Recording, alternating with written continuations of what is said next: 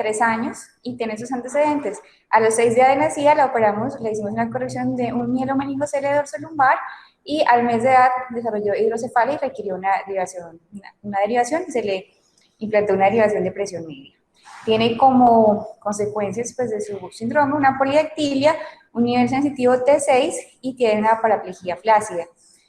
En su seguimiento, la niña desarrolló, pues empeoró su capacidad vesical, infecciones urinarias a repetición, se le diagnosticó una singomilia cervicodorsal progresiva y una polisomnografía con apneas centrales a los 2 años y requirió pues una descompresión occipito cervical a principios de este año, todavía tenía 2 años en ese entonces. Ahora nos consulta porque ya tiene 3 años, le duele la cabeza. Ella había consultado en su primer nivel de atención en múltiples ocasiones porque durante este año la niña empezó con episodios eméticos a repetición, intermitentes y malestar general con diaforesis. Eso era intermitente y pues, transitorio. Se interpretaba en algunos casos en asocio con algunas infecciones urinarias y en otros casos como eventos pues, gripales. El 14 de julio ingresó acá después de varias de esas consultas y porque tenía 8 horas de evolución de cefalea intensa frontal, la niña no quería hablar por el dolor y asociado a ello 6 eventos eméticos. Además, en el examen físico se encontró una paresia del sexto nervio craneal izquierdo, pero la derivación estaba funcionando desde el punto de vista semiológico conforme se describe en la historia clínica. Bueno, entonces a esta chiquita le pedimos esta tomografía y esos fueron los hallazgos que encontramos. De pronto, alguno de los residentes presentes nos quisieran ayudar con esta imagen. Vamos a ver, muchos presentes. Bueno, vamos a seguir entonces. Lo que se encontró acá pues básicamente fue una asimetría ventricular. Esa asimetría ya se había reportado, pero en mayor instancia en asocio con una estencefalia cuando ella nació, y es evidente pues, que el catéter ventricular está en uno solo de los ventrículos, más en el asta frontal y de manera pues mínima en la parte más anterior del cuerno frontal derecho, ¿no? De todas maneras, esta imagen en ese momento no se interpretó pues como de manera alarmante, pero sí lo que llamaba la atención en el sexto par. La niña empezó a mejorar a lo largo del día, y, al igual que el sexto par que se había manifestado. De todas maneras, la niña fue llevada a una resonancia, que es esta. Entonces, lo que vemos de manera característica acá es la disposición de los astas frontales y la morfología que tienen lo que podríamos llamar un hundimiento en la parte más frontal y en el techo de este cuerno frontal, ¿sí? Ella, por supuesto, tiene una anomalía secundaria a su síndrome, pues ausencia del cuerpo calloso, una disposición anormal o una falta del septo, ¿sí? Esta es una imagen para mostrar, pues, de manera un poco más esquemática la dificultad o la dificultad pues, que esta niña tiene para de pronto un procedimiento endoscópico y nuevamente la configuración del sistema ventricular. Entonces, de pronto, el profe Ignacio nos quisiera ayudar con algún comentario en este momento. Ya en este momento, con esta imagen de resonancia, la niña ha mejorado. Ya no tiene cefalea, se le mejoró el sexto par y está tolerando la vía oral. Lleva 3 días de hospitalización. Gracias, Amalia, por incluir.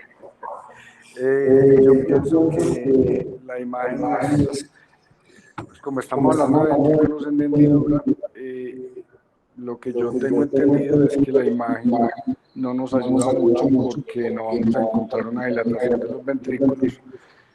Aunque la niña haya presentado, aunque la niña esté asintomática en este momento, yo creo que hay que derivarla, no es candidato para una ventriculocisternoctomía endoscópica. Entonces yo creo que se le debe colocar una derivación ventriculoperitoneal. Revisar la derivación que tiene, pero yo siempre lo que hago es colocar una nueva derivación. Gracias, Amalia. Listo, profe, muchas gracias. Bueno, entonces esta niña, ya el profe nos dijo como su condición, en ese momento mejoró, y pues se consideró, porque se evaluaron pues que estaba, la derivación estaba funcionando en ese momento y se dio de alta, ¿no? Entonces la niña volvió 2 semanas después nuevamente, porque desde hace 1 hora la paciente presentaba una cefalea mucho más intensa de la previa, tenía varios episodios eméticos, 1 hora de evolución, estaba pálida y diaforética. La mamá estaba muy preocupada y cuando la fuimos a evaluar, la niña entró en un estado convulsivo, más de 40 minutos en ese estado, y la precámara de la derivación estaba completamente colapsada. En ese momento, entonces, después de las medidas de reanimación, se llevó a la niña a esta nueva imagen, en la que vemos un poco de aumento muy sutil, nuevamente con la simetría que ya vimos en la imagen, y lo que el profe nos comentaba, realmente no hay un incremento grande en la configuración de su sistema ventricular. Es nuevamente la imagen para mostrarles que una parte pequeña, pero del catéter ventricular aún estaba incluida en una de las astas frontales. Bueno, entonces en este contexto, de pronto alguno de los profesores presentes o alguno de los estudiantes presentes quisiera ofrecer alguna conducta ya con esta paciente. Alguno de los que están telepresenciales, de pronto alguna opinión que nos quieran compartir, o alguno de los profesores de las otras ciudades que quisieran aportar algo a esta paciente en este momento.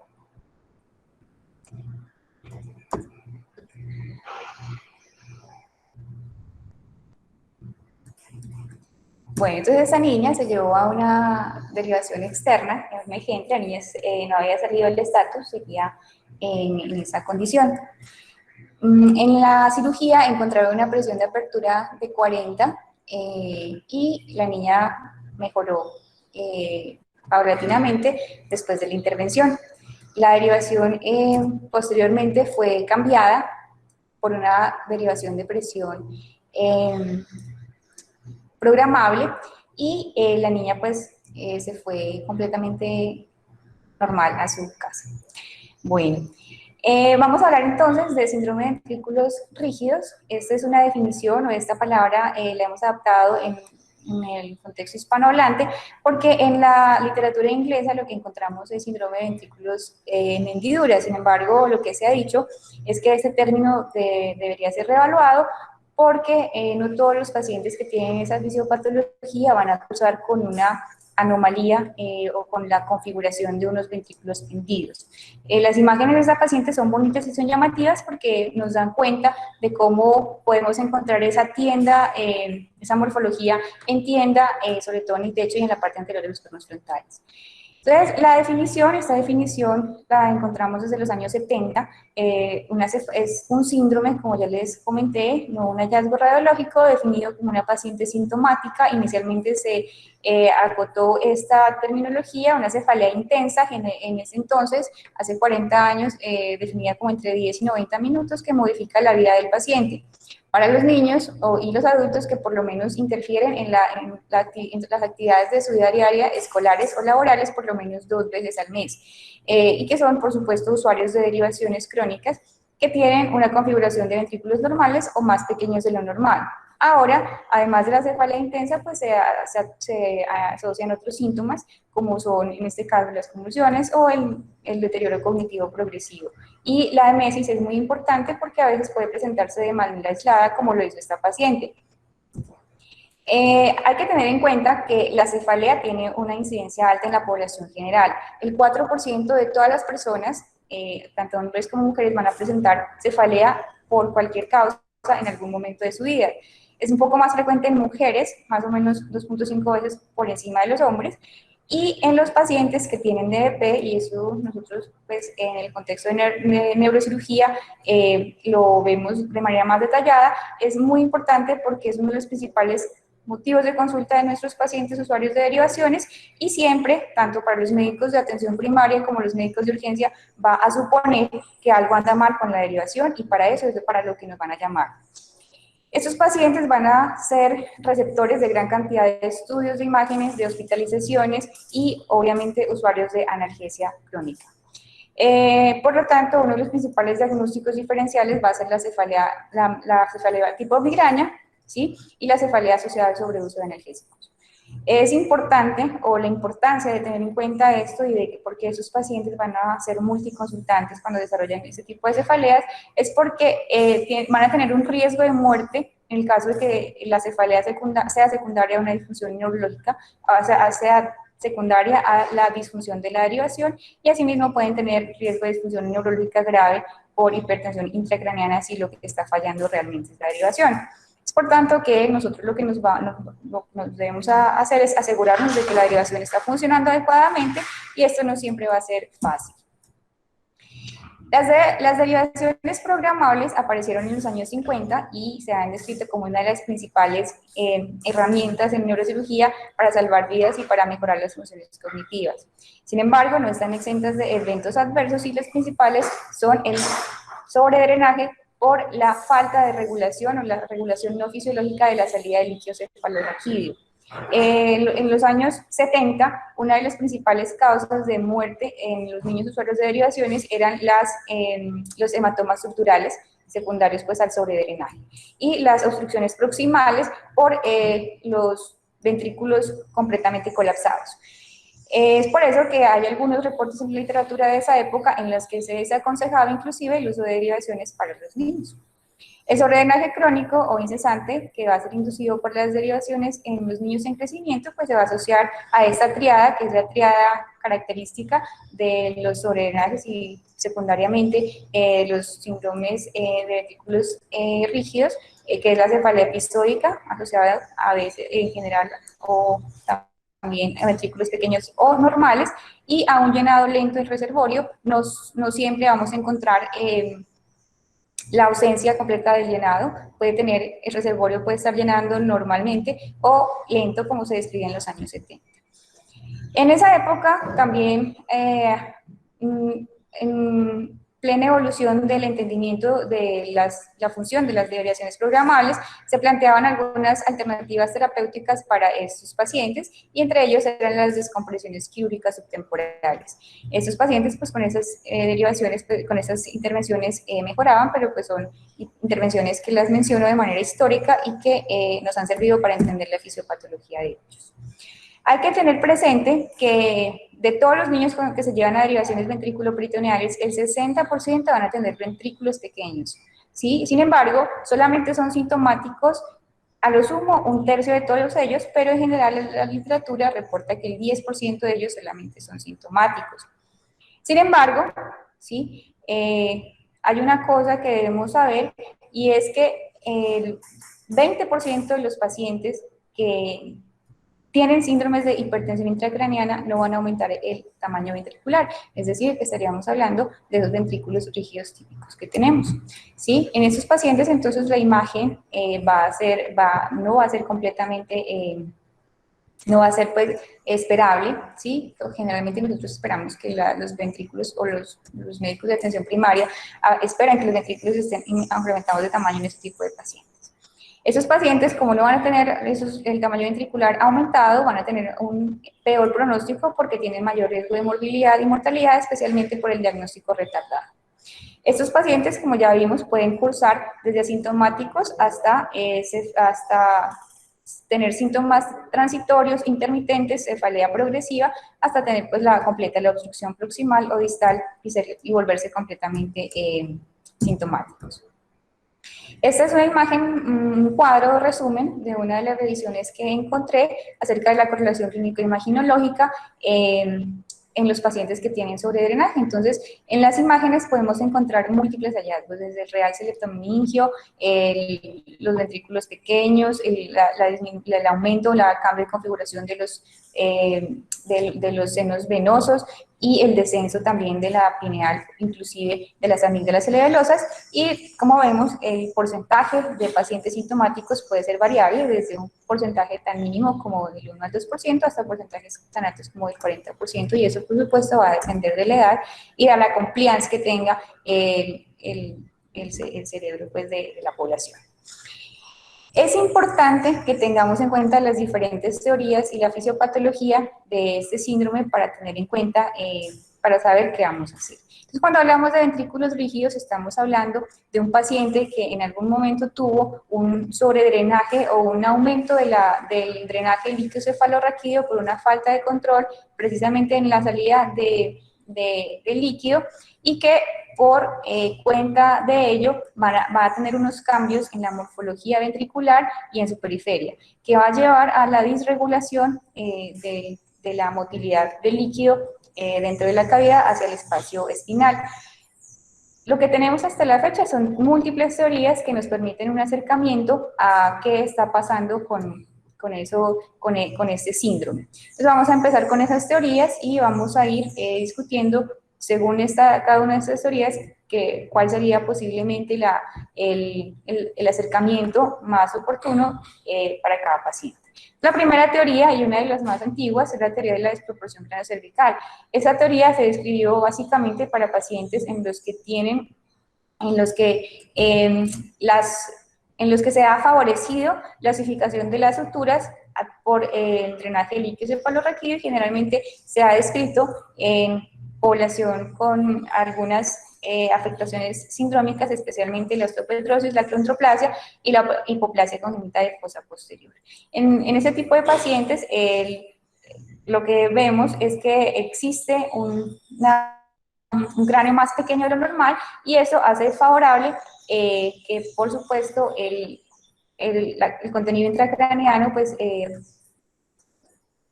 sea menos propenso a aumentar o a resistir aumentos de su contenido intracraneal. Generalmente, o lo que se describía hace 30 años con este tipo de pacientes, era la derivación lumboperitoneal para favorecer el drenaje del espacio subaracnoideo hacia el espacio espinal.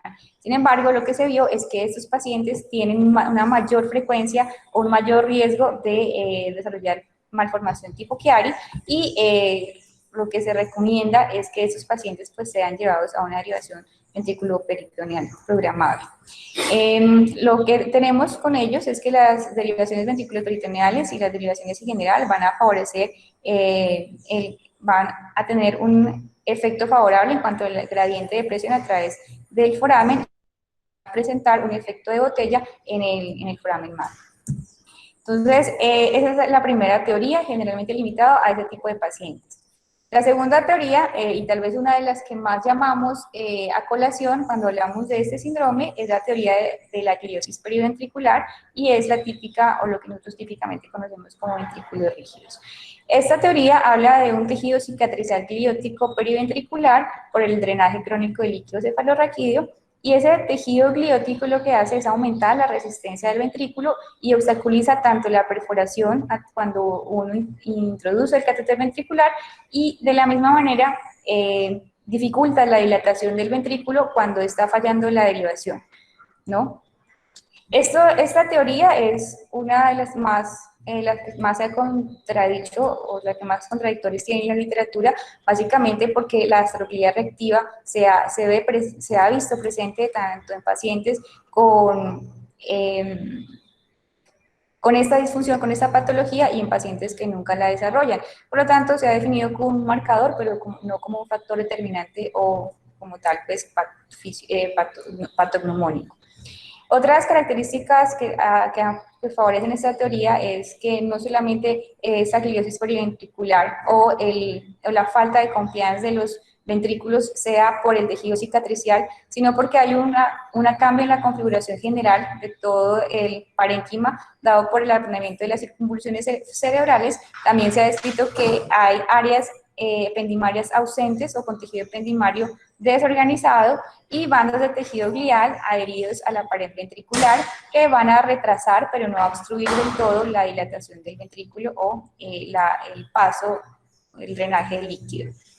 Sin embargo, cuando se hace una medición de la presión dentro del ventrículo y del parénquima, se ha visto que a pesar de estar presente todas estas características, la transmisión de la presión dentro del ventrículo del líquido cefalorraquídeo ocurre adecuadamente en el parénquima cerebral, y eso es uno de los principales hechos contradictorios de esta explicación. Esta es otra teoría, y también en asocio con los hallazgos que nosotros encontramos en nuestra paciente, que es la del aislamiento ventricular. Esto ocurre, o lo que encontramos, es una simetría ventricular por un colapso unilateral sobre el catéter pues, ventricular, provocando la oclusión de este, ¿no? Y la dilatación del ventrículo contralateral. Generalmente lo que vemos es cuando un ventrículo queda aislado, hay un desplazamiento del septo pelúcido y colapsa completamente y no permite que ese ventrículo llene del todo. En los catéteres occipitales, el cierre del ventrículo puede deberse a un desplazamiento medial del tálamo. Este tipo de pacientes se han visto o lo que tienen clínicamente son deterioros transitorios y clínicamente intermitentes. Y para ese tipo de pacientes, cuando tienen una adecuada morfología del piso del tercer ventrículo, pues se ha recomendado los procedimientos endoscópicos. No solamente pues el cambio de la derivación. El trastorno de la absorción o una absorción capilar ralentizada también se ha descrito como una causa importante. Obviamente ninguna de estas teorías son aisladas o tienen que ser pues una sola la que explique un mismo paciente, pueden ser mixtas. Para esta teoría, el sobredrenaje crónico lo que va a producir es un cambio en las presiones intraventriculares y el líquido extracelular que hacen que se vuelvan bajas o incluso negativas. En este caso, el líquido extracelular no se absorbe de manera adecuada y cualquier cambio mínimo en la absorción o en el drenaje del líquido a través de la derivación, pues va a hacer que no pueda compensar rápidamente porque pues, el sistema capilar va a estar atrofiado. Esta es una de las más recientes, es la teoría del vector pulsátil y lo que nos habla es que hay una alteración en la transmisión de la pulsatilidad cerebral arterial al líquido cefalorraquídeo, que es la que produce una especie de ondas que permite que el líquido se pueda absorber adecuadamente a través del intersticio. Si hay una pérdida de esa onda diastólica recurrente en el espacio subaracnoideo, pues lo que va a hacer es que el líquido no se absorba, ¿sí? Y lo que ocurre con las derivaciones es que al mantener o a estar presente de manera constante un flujo de manera casi libre, ¿cierto? Esa onda de transmisión se va a extinguir de manera completa. Bueno, esto lo que va a producir secundariamente va a ser un efecto similar al previo y es que va a permitir o a disminuir la absorción capilar del líquido y va a aumentar el volumen venoso y va a producir una congestión venosa ante la mínima pues, alteración del sistema. Y finalmente, esta que es una de las más recientes es la teoría del efecto sifón. Todas las válvulas van a tener un efecto sifón cuando el paciente está en posición vertical. Y esto hace referencia a la diferencia entre la presión que tiene el líquido a nivel ventricular y la presión en la cavidad abdominal, ¿no? Entonces, cuando tenemos un paciente que está parado, la presión en el intracraneano, la presión a nivel intracraneal va a ser de 0, ¿no? O negativa. Y se puede aumentar hasta 500 milímetros de agua cuando está en el espacio lumbar, o sea, a nivel del eje cráneo-espinal. Muy diferente cuando el paciente está acostado, simplemente ese compartimiento en el eje espinal pues va a ser similar a la del compartimiento de la derivación que está ubicada a nivel ventricular, que es la presión que nosotros normalmente medimos entre 150 más o menos 100 o 200, ¿sí? Como vemos, un cambio brusco cuando el paciente se para, las personas están acostadas más o menos un tercio del día y el resto parados, y por lo tanto, estos pacientes, pues los pacientes usuarios de derivaciones, van a ser propensos en cualquier momento de su vida a tener, así sea con derivaciones programables, un drenaje retrógrado del líquido cefalorraquídeo y un riesgo de disfunción de la válvula, solamente por este efecto sifón tan grande que vemos acá. Entonces, esa es la fisiopatología y esa teoría del sifón, pues es una de las que nos van a llevar o nos van a incluir o nos van a inducir a llevar a la mayoría de sus pacientes a un cambio de la derivación y a favorecer pues el uso de derivaciones programables. Entonces, cuando tenemos este tipo de pacientes, tenemos tres tipos de pacientes sintomáticos. El primero es ese paciente que está empezando el síndrome de sobredrenaje, ¿sí? Y es el paciente que tiene cefaleas, especialmente o síntomas, sobre todo cuando inicia la marcha y que se mejora con el decúbito, ¿sí? El segundo tipo de paciente sintomático, ¿sí? Hablando de estos pacientes, es el paciente que se vuelve sintomático de manera intermitente, es decir, ese paciente en donde hay un colapso parcial o transitorio del catéter ventricular y son esos pacientes que consultan, tienen síntomas transitorios y mejoran. Y el tercer tipo de paciente sintomático va a ser ese paciente que tiene sus ventrículos completamente inmóviles o rígidos, no distendibles, y ante la mínima obstrucción del sistema no va a ser capaz de soportar la dilatación del sistema ventricular y por lo tanto va a ser síntomas graves de manera aguda. Entonces, eso va a ser los tres tipos de pacientes sintomáticos. Esta es la clasificación que el doctor hacia el año 93 y que todavía se usa, en el Barrow nos describieron de manera general y es la que todavía utilizamos. Entonces, hablamos de 5 fisiopatologías, pero se resumen en esas 3 que les acabé de contar. La primera, entonces, va a ser la hipotensión, que ya les comenté. La segunda es la obstrucción intermitente del catéter ventricular. La tercera es la falla de la derivación con ventrículos normales. Antes se la conocía como hidrocefalia de volumen normal y es la típica, pues, disfunción de la derivación con esos ventrículos que no distienden. La cuarta es la hipertensión intracraneana con una derivación funcional y esta actualmente se le ha dispuesto como un subgrupo de la obstrucción intermitente del catéter ventricular. Y finalmente las cefaleas no relacionadas con la función de la derivación, y esto hace referencia a las cefaleas crónicas asociadas a estos sistemas. Entonces vamos a hablar un poquito también de ellos para poder entenderlos mejor. Entonces, la primera, vamos a hablar de la hipotensión. Generalmente son pacientes sintomáticos que tienen cefalea intensas, que no mejoran en el decúbito y que se desarrollan durante el día o empeoran conforme el paciente se mantiene de pie.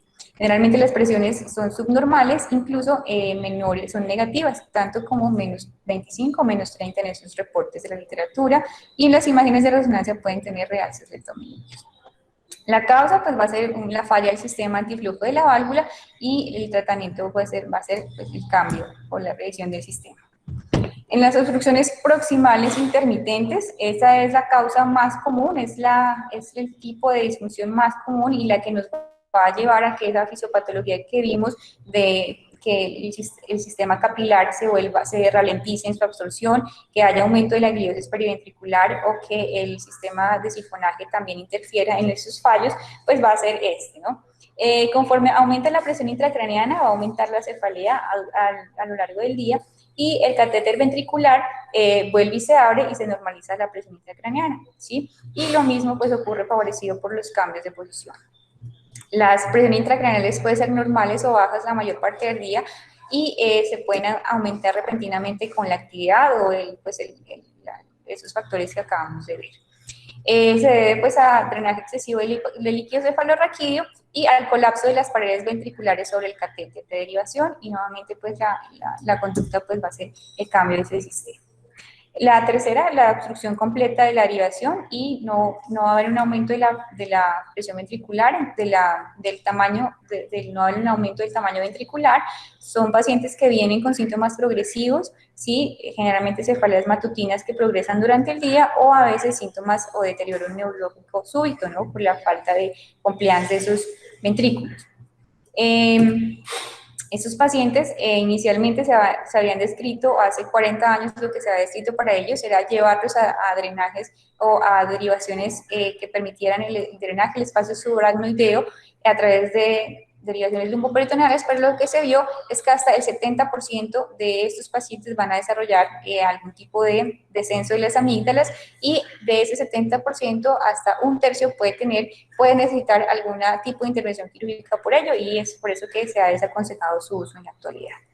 Este tipo de obstrucciones va a ser más común en pacientes usuarios o pacientes con hidrocefalias congénitas porque van a ser los que tienen mayor uso o un uso más largo de las derivaciones y por lo tanto, al ser usuarios por las derivaciones por más tiempo, pues van a tender a presentar esos cambios fisiopatológicos que vimos de manera más larvada y más progresiva, a diferencia pues de los pacientes que requieren derivaciones por otros motivos, como especialmente los adultos, ¿no? La otra tipo de clasificación o de sintomatología va a ser la desproporción cefalocraneana. Esta pues ya la describimos previamente. Y aquí lo que les traigo es una imagen de un paciente con un cierre de suturas temprano y nos muestran de manera muy bonita cómo se ve los surcos dibujados en la tabla interna pues, del cráneo, ¿no? En cuanto a la cefalea crónica relacionada con la derivación, este tipo de cefalea se ha asociado especialmente con pacientes con fuertes antecedentes familiares y pueden mejorar. Lo difícil es que esos pacientes pueden mejorar temporalmente con la manipulación, o sea, con la excitación de la derivación, porque son pacientes y son tal vez los más difíciles, pacientes multiconsultantes, tienen en sus imágenes pues ventrículos normales y para muchos o en un alto porcentaje van a ser llevados a cirugía por lo menos una o dos veces a revisión, ¿no? Lo llamativo y lo frustrante es que esos pacientes van a persistir con sus síntomas y no van a mejorar. Es importante la recomendación para esos pacientes, es la documentación de la presión intracraneal normal a lo largo pues, del día y de la noche, sobre todo para descartar todos los efectos que vimos, y el manejo sintomático y el manejo médico, pues obviamente será la opción, y la dificultad va a ser descartar cuáles realmente solamente tienen una cefalea crónica. Probablemente lo que han dicho los autores es que esto solamente lo podemos lograr a través de la observación de esos pacientes y el seguimiento clínico. Este es un flujograma que encontré para esos pacientes en los cuales, a pesar del cambio de la derivación, persisten sintomáticos. Y lo que ellos recomiendan es llevar a ese paciente a una medición por lo menos de 48 horas de la presión intracraneana a través de un catéter de derivación externa y en vigilancia pues en una unidad de cuidados especiales. Y este cuadro me pareció muy práctico porque lo que estos plantean es básicamente que hasta el 25% de esos pacientes que persisten sintomáticos pudieran ser candidatos a retiro de la derivación si se les llevara a este seguimiento. Ese es el algoritmo que usan en el barro porque del doctor pionero pues en este tipo de síndromes y ellos dicen que hasta el 20% pudieran llevarse, hasta el 25% de esos pacientes multiconsultantes que a pesar de que no mejoran ni de múltiples revisiones pudieran llevarse un monitoreo pues de la presión intracraneana y eso nos podría llevar al retiro de esas derivaciones en ese porcentaje que les mencioné. Bueno, entonces, como a manera de conclusiones, como ya, como pues para finalizar, estos pacientes pueden cursar con síntomas sutiles que deben ser evaluados de manera cuidadosa. Como vimos en nuestro caso, nuestra paciente consultó múltiples veces en su sitio de atención primaria simplemente por eventos eméticos. En ese momento pudo haber estado cursando con obstrucciones intermitentes de su derivación. La fisiopatología es clara para entender que no es un evento aislado o un evento como tal fijo, sino que es un evento que se viene desarrollando a lo largo del tiempo y que inicia con un desencadenante que es un sobredrenaje o un aumento del drenaje líquido cefalorraquídeo. Es por tanto que cuando nosotros entendemos eso, esos pacientes, cuando los llevamos a cirugías de revisión, necesitamos una derivación programable y las presiones de apertura que van a necesitar son presiones más altas de las que nosotros consideraríamos para el resto de la población. Entonces, así tenemos ventrículos pequeños o normales, las presiones que normalmente necesitamos van a ser entre 100 y 120 y posiblemente superiores a ellas para poder manejar estos síntomas. Bueno, muchas gracias.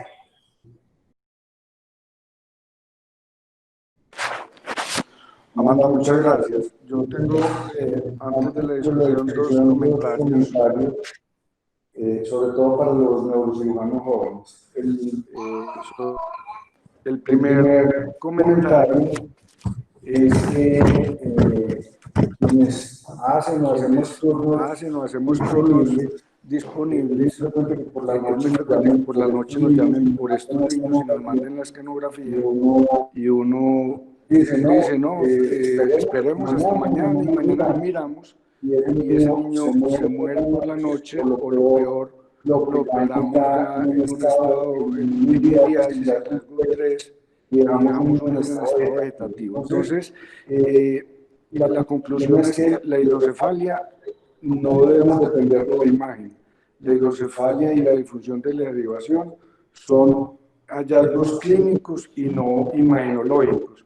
Y mi recomendación cuando los llamen por la noche a ver un niño de estos es que vayan, lo vean y ojalá le hagan fondo de ojo, porque muchas veces uno encuentra que tiene papilema y el niño está ante un síndrome de hipertensión endocraniana grave que nosotros no lo atendemos como debería ser. Entonces, yo creo que estos niños siempre deben llevarse a cirugía solamente por la clínica y lo más rápidamente posible. Y la segunda recomendación también para los neurocirujanos jóvenes es que cuando uno puede ver un síndrome de un niño con unos ventrículos colapsados y está obstruido el catéter proximal, cuando lo retiren, pongan el dedo para que se tape el rotico y pasen el nuevo catéter sin estilete. El nuevo catéter se va, me dicen que hay mucho eco. Apagamos el volumen, por favor. Ah, sí, yo tengo prendido acá, profe. Ya lo voy a apagar. Sí, me dicen que hay mucho eco. El nuevo catéter se va a ir exactamente por el orificio que tenía antes y nos va a caer en el punto exacto. Si no tenemos esta recomendación y ponemos el estilete, con seguridad no vamos a ser capaces y antes vamos a empeorar el problema. Eso es como lo que me ha dicho a mí la experiencia en todos los años. Todos los neurocirujanos viejos hemos dejado desafortunadamente morir algún paciente porque no lo hemos atendido en la forma pues más rápida. ¿Alguien tiene algún otro comentario? Adelante, Eduardo. Ignacio. Bueno, muy buenos días. Eso que dice Nacho es completamente verdad. En la historia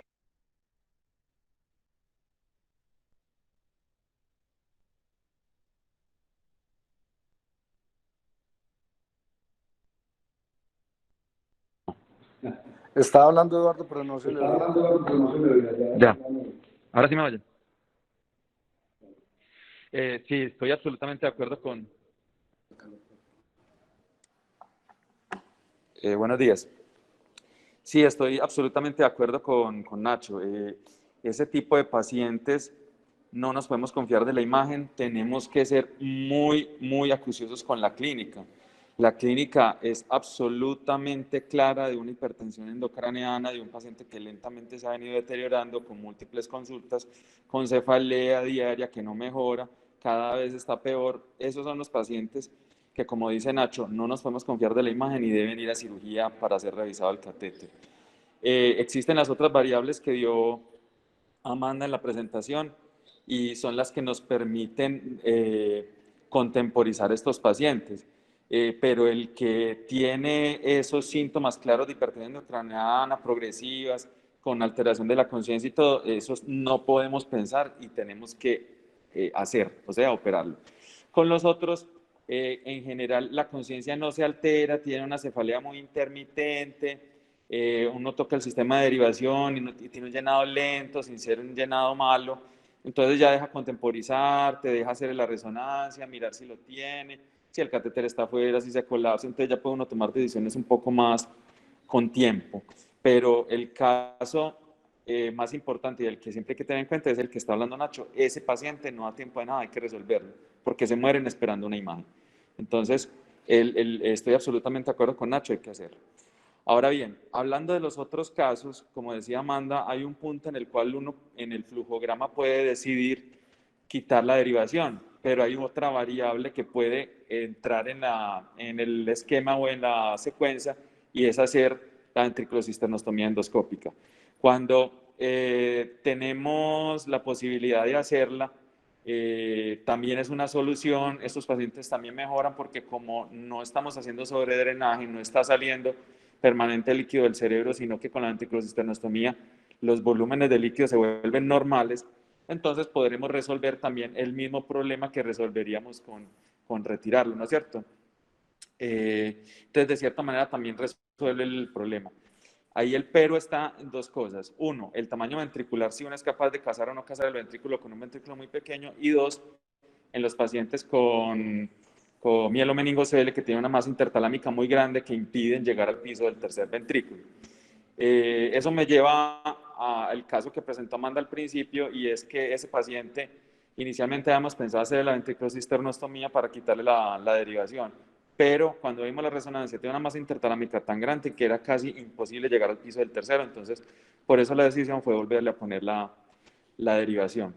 En general, estos pacientes son muy difíciles, son pacientes que hay que seguir y ser muy acuciosos tanto con la clínica como con el funcionamiento del sistema, y realmente son pacientes que uno debe conocer muy bien para irlos llevando, conocer bien los antecedentes para poder tomar las decisiones adecuadas. Entonces el llamado para que tengamos en cuenta con esos pacientes es ser muy acuciosos con la historia clínica y con lo que tenemos en las imágenes. Muchas gracias. Si tienen otras preguntas, otras dudas.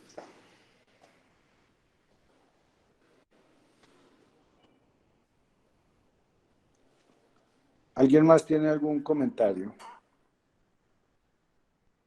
Jorge Julián González nos dice que hay que tener mucho cuidado con el fondo de ojo porque la hipotensión crónica también produce papilema.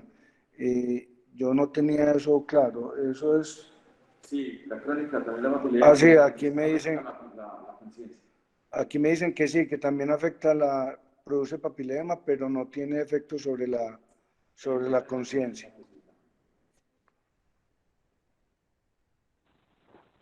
Bueno, ¿alguien más tiene algún comentario? Nuestros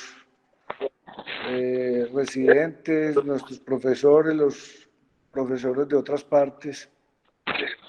Doctor Ignacio, Entonces, doctor si no Eduardo. es así, mañana los invitamos a la charla de vascular sobre la experiencia quirúrgica del doctor Francisco Londoño con las malformaciones vasculares. Muchísimas gracias a todos. ¿Aló? Doctor, hay un comentario. Momentico. ¿Encuentran alguna utilidad en la irrigación del catéter proximal en un intento de dilatar el ventrículo? Me parece muy buena pregunta. Yo he visto que aquí algunas veces han intentado dilatar los ventrículos. A mí me parece eso como muy riesgoso, pero yo no tengo experiencia. Vamos a ver qué opina el doctor Eduardo. Buenos días. En cuanto a dilatar el ventrículo, como estamos hablando de un ventrículo rígido, hay que tener mucho cuidado con el volumen que vamos a meter, porque realmente fácilmente estos pacientes llegan a hipertensión endocraniana. Entonces, pues yo personalmente lo uso, pero es como una técnica especial cuando voy a hacer la ventriculocisternostomía. Cuando voy a hacer la ventriculocisternostomía, pesco el ventrículo, cierro una de las válvulas de drenaje, irrigo para que se me dilate un poquito y me deje navegar. Cuando ya llego al sitio donde va a navegar, abro otra vez las llaves para que vuelva y se colapse, pero yo ya estoy en el sitio donde debo hacer la ventriculocisternostomía, perforo y salgo. Pero en general, para hacer una derivación ventriculoperitoneal, para hacer la revisión, la técnica que dice Nacho me parece la más prudente y la más pertinente, porque como estamos hablando de un trayecto que lleva más de un año, más de 2 años, el trayecto ya es casi que gliótico, casi que cicatrizal. Entonces, para que se reobstruya, generalmente no se reobstruye, el sacar el catéter y meter uno nuevo por la misma guía, se va a ir por ese camino ya hecho, entonces no necesita uno realmente dilatar el ventrículo, sino que va a llegar exactamente al mismo punto. Lo que hay que tener en cuenta es que si el catéter estaba por fuera cuando lo íbamos a operar, debemos agregarle unos centímetros de más para que quede realmente adentro, pero el camino que tenía el catéter previo es un camino lo suficientemente seguro para no necesitar ninguna maniobra adicional, sin nada más pues, de guías ni nada. Adelante, doctor Martínez. Eduardo, gracias.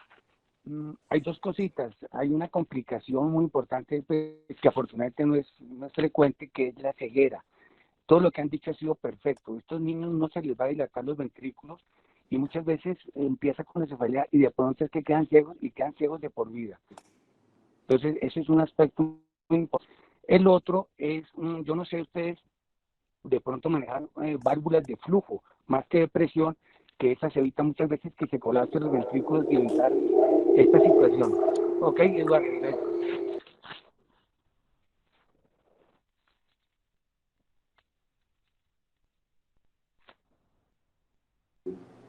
Válvulas de flujo. Sí, tipo Orbis Sigma, ¿no? Que ella no está manejando ninguna presión, sino que se están manejando el volumen y cuando baja el volumen se cierran estas válvulas con una forma de aleta y evita que todo el sistema ventricular se colapse. El tipo, se llaman, dentro de las varias que hay, pues están las de Orbis Sigma, ¿no?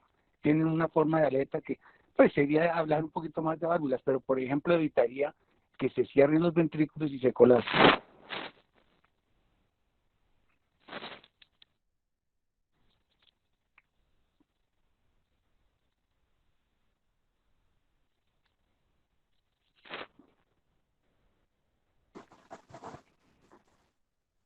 Yo quiero hacer una aportación. Sí, adelante, doctor Vladimir. Sí, pero vea, hay una cosa de que no se tocó en la conferencia. Es sobre el cuarto ventrículo aislado. Es otra de las complicaciones que da el hiperdrenaje valvular, ¿no? Y una situación que muchas veces es de muy difícil manejo. Existe la explicación de colocar una segunda válvula, una derivación cuarto ventrículo peritoneal, o hacer la técnica del stent a nivel del acueducto, lo cual autores como Torres Corsos, él no está de acuerdo con eso, ¿no? Yo quería hacer una pregunta a los panelistas. ¿Cuál es el manejo que ellos dan al cuarto ventrículo aislado?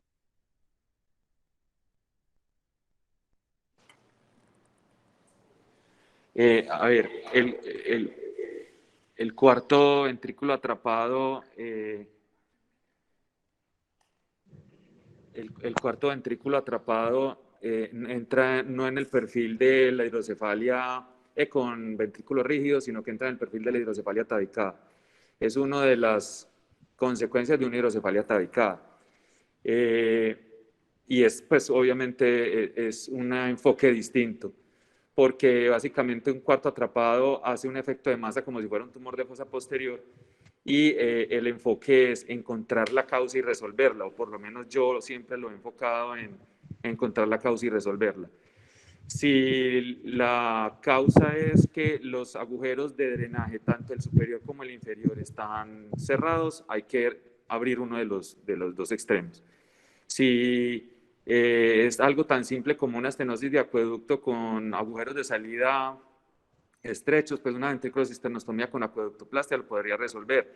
Ahí es donde empieza la duda, es si le pongo stent o no le pongo stent al acueducto. En general, no hay un consenso para poner stent en el acueducto, porque depende del tamaño, depende de la pericia, depende del largo, depende de la ubicación. Yo tuve un caso que recuerdo que le pusieron un catéter pasando por el acueducto y lo terminé sacando en el cono medular, que estaba con radiculopatía. Entonces, los catéteres, si no quedan bien colocados, si no está bien anclado en la pared posterior del cuarto ventrículo, no se va a poder, pues es realmente un riesgo para el paciente. Entonces, me parece que, bueno, a pesar de que es un tema aparte, es muy importante tener en cuenta es la causa. Si es agujero de salida, si es agujero de entrada, si es atrapamiento por un quiste, es muy importante resolver la causa para que el cuarto se desatrape. Doctor, hay ahí también una técnica, algún día espero hacerla, que es con el endoscopio flexible. Aquí no contamos con endoscopio flexible, pero teóricamente es la mejor manera de resolver un 4 atrapado, y es que con el flexible usted hace acueductoplastia y además repermeabiliza los agujeros de Luschke y de Magendie. Al lograr hacer eso, pues básicamente resuelve todas las causas que podrían estar atrapando el cuarto, y además le agregan coagulación de los clavos coroideos del cuarto. Entonces realmente se resuelve todo el problema del cuarto ventrículo atrapado. Pero en resumen, lo más importante es encontrar la causa para resolverla. doctor, ahí de la Gracias, teoría Eduardo. del ventrículo aislado, ¿Algún otro comentario? tanto cae el ventrículo Ha aislado sido como una el charla ventrículo lateral muy como el... interesante. Amanda, ¿tiene algún otro comentario, algo que nos haya dicho? Bueno, sí, sí tengo un comentario para aclararlo, y es que de pronto no quedan las diapositivas, pero lo que dicen los doctores participantes es verdad. La literatura, toda la literatura referente a ese tema hablan es de, en todo momento, válvulas antiflujo, siempre. Válvulas antiflujo y programables. Entonces eso también para que quede claro. Porque precisamente lo que tratan pues de mejorar es ese efecto de sifonaje de la diferencia de presiones, y nuevamente la diferencia de presión en la cámara pues a nivel ventricular. Bueno, muchas gracias, nos esperamos mañana. Un momento que el doctor Vladimir va a hablar. Sí, mire, doctor, dentro de la teoría del ventrículo aislado, enfocan también el cuarto ventrículo aislado, o sea, como parte del síndrome de hiperdrenaje valvular, ¿no? Existe cuarto ventrículo aislado de otras causas, pero también como parte del síndrome de hiperdrenaje valvular.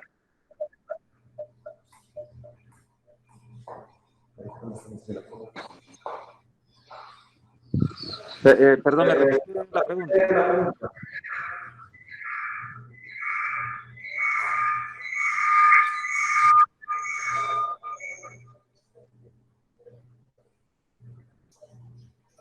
Doctor Doctor Vladimir, Vladimir, no le escuchamos bien, por favor, no repita. Sí, mire, existe el cuarto ventrículo aislado de otra causa, de otra etiología, pero también existe un cuarto ventrículo aislado que algunos autores lo consideran dentro del marco del hiperdrenaje valvular. Eso era lo que yo quería agregar. Sí, pero lo que le decía, doctor, cuando lo comentan como hacer parte del mismo síndrome, si usted mira bien la resonancia, puede encontrar que pueden tener estenesis parciales del acueducto, pueden tener fibrosis, los agujeros de salida. Entonces, finalmente terminan encontrando la causa que permite resolverlos, pero termina siendo consecuencia de sus enfermedades de base y no específicamente del sobredrenaje por el sistema, sino que termina siendo una consecuencia de mantener flujo bajo y poca posibilidad de drenaje desde el cuarto ventrículo. Entonces, por eso se hace la discrepancia entre la hidrocefalia triventricular y la hidrocefalia del cuarto ventrículo, ¿no es cierto? Porque puede ser precisamente porque no tiene un buen drenaje del cuarto, entonces pasa lo mismo. Pero es por eso, es por la discrepancia. Yo sé que nos hemos despedido como 3 veces, pero nosotros antes usábamos mucho tubo libre, y eso era lo que causaba más ventrículos en hendidura, sobre todo cuando los usábamos en los neonatos. Y yo creo que en un neonato, pues sí está contraindicado el uso del tubo libre. Pero saliéndome un poco del tema, yo creo que en adultos o en niños ya grandes con su cráneo bien formado, el tubo libre sigue siendo una opción válida en ciertas circunstancias. No sé qué opinan de esto. Porque es que el tubo libre al principio da un poco de hipotensión endocraniana, pero después funciona supremamente bien. Ignacio. Adelante, doctor. Ignacio. Sí, adelante. No, yo quiero confirmar lo que estás diciendo. Yo tuve mucha experiencia con estuvo libre y además conocí los estudios del doctor Bustamante y la experiencia que se tuvo en Bogotá y realmente cuando trabajaba en el Seguro Social, una opción muy buena, tal vez la primera opción era colocar un tubo libre y fue muy buena experiencia, no cuantificada, pero estoy de acuerdo con lo que estás diciendo. Yo voy a traer a colación una frase del doctor Recate, que básicamente es la persona que más sabe de esto de ventrículos rígidos y pues de las que más sabe de hidrocefalia en el mundo, y es que la mejor manera de no tener un ventrículo rígido es no utilizar válvula ni tubo.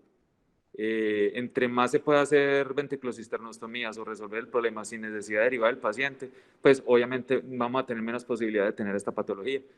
Él es muy claro en decir eso, que la mejor opción para que no pase nada es no poner el tubo.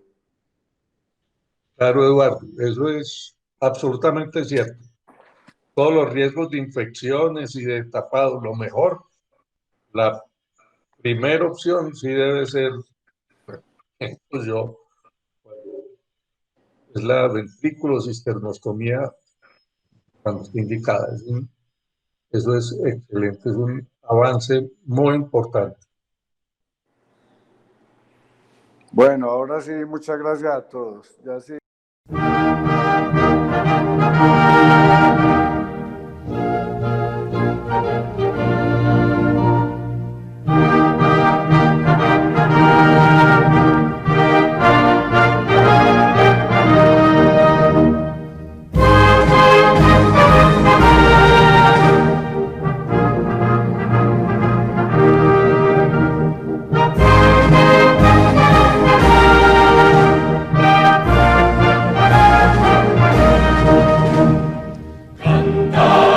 Entusiastas a nuestra universidad.